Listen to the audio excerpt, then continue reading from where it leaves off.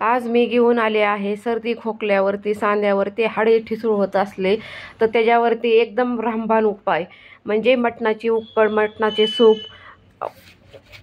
हे तुमच्याकडे मी आज शेअर करणार आहे। कशा पद्धतीने मटणाचे सूप बनवायचे, एकदम तरारी आणणारे मटणाचे सूप आज मी बनवले आहेत। कसे आहात फ्रेंड्स? मजेत ना? मीही मजेत आहे। मस्त खा, स्वस्त रहा, अशा पद्धतीने आपण मटणाची आज उकडची रेसिपी पाहणार आहोत। त्यासाठी अर्धा किलो मटण आणले आहे। एकदम छानपैकी मऊ लुसलुसीत कवळे असे बकऱ्याचे मटण आणले। तुम्ही बोकडाचे घेऊ शकता किंवा चिकनचे तुम्ही सूप बनवायचे असेल तर तुम्ही त्यासाठी घेऊ शकता। मटण घेतल्यानंतर ते स्वच्छ पाण्याने धुवून घेतले व इकडे कांदा व कोथिंबीर मटणाला आपल्याला फोडणी घालण्यासाठी लागणार आहे। त्यासाठी मी मटणाला हळद व मीठ लावून मॅरिनेट करण्यासाठी 10 मिनिट ठेवले। त्याच्यामुळे मटणाला मीठ व हळद चांगल्या प्रकारे लागले की एकदम चविष्ट असे सूप तयार होते। तुम्ही हा व्हिडिओ पूर्ण पहा म्हणजे तुम्हाला नक्कीच कळेल की कशा पद्धतीने मी मटणाचे सूप बनवले आहे। अगदीच तुमचे सांधे दुखत असतील किंवा सर्दी खोकला असेल, चव येत नसेल तोंडाला, तर तुम्ही नक्कीच अशा प्रकारे सूप ट्राय करून पहा। नंतर कुकरमध्ये आपल्याला हे शिजवायचे आहे कारण की पातेल्यात खूप वेळ लागतो, म्हणून कुकरला 3-4 शिट्ट्यात बकऱ्याचे मटण चांगल्या पद्धतीने शिजते। हे कवळे असल्यामुळे 3 शिट्ट्यातच शिजले। तेल घातले की त्याच्यात आपल्याला चरबी घालायची। चरबी चांगली तेलात तळून घेतली की ती पूर्ण मटणाला चव देते, म्हणून चरबी अगोदर आपल्याला तेलामध्ये चांगली तळून घ्यायची। त्याचेही तेल सुटते। मी मापातच थोडेसे प्रमाणात तेल घालून चांगले मटण शिजवून घेतले, कारण की मटणाला जास्त तेल घातले की ती खूप तेलकट व पचपचीत लागते। सर्दी खोकला झाला असेल, आधीच तर चरबीत तेल असते व अजून जास्त तेल घातले की खूप तेलकट लागते, म्हणून तेलाचे प्रमाण थोडेसे मापातच घालायचे म्हणजे आपले उकडला जास्त तेल होणार नाही। अशा पद्धतीने चरबी चांगली तळून घ्यायची। 2 मिनिट चरबी तळून घेतल्यानंतर त्याच्यात मी कांदा ॲड केला। कांदाही चांगला परतून घ्यायचा। कांदा परतल्यानंतर आपल्याला मटणाची जे मॅरिनेट करून मीठ हळद लावून ठेवले आहे मटण, ते त्याच्यात ॲड करून घ्यायचे। तुम्हाला कधी सर्दी खोकला झाला असेल, तोंडाला चव येत नसेल, सांध्यासाठी तर खूप गुणकारी व फायदेशीर असे मटणाचे उकड असते। आपले हाडे ठिसूळ होत असेल, कॅल्शियम कमी पडत असेल तर तुम्ही नक्कीच हे मटणाची उकड करून सूप करून प्या। खूप छान व फायदेशीर होते।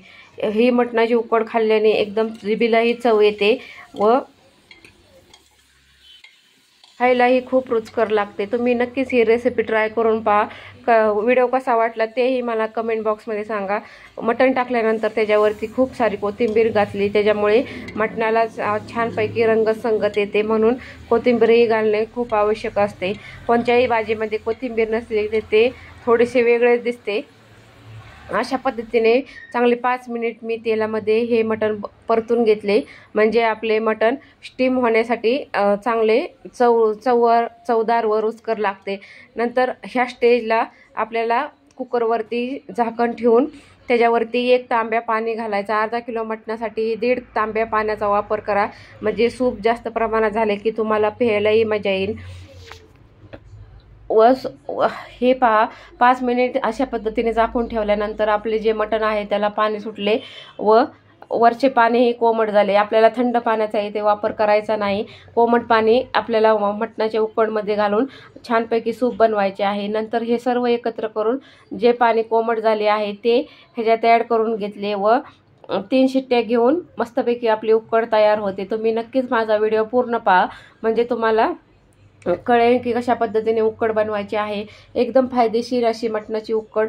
ह्याचाच रसा बनवला तरी तोही एकदम छान लागतो। मी दुसरा व्हिडिओ बनवणार आहे, त्याच्यात तुम्ही नक्कीच पहा की मी कसा मटणाचा स्वयंपाक केला आहे व बिर्याणी मी कुकरमध्येच बनवली आहे आज मटणाची, तेही तुम्ही पहा। हा व्हिडिओ आवडला असेल तर माझ्या नक्कीच चॅनलला लाईक करा, शेअर करा, सबस्क्राईब नसेल केले तर सबस्क्राईबही करा।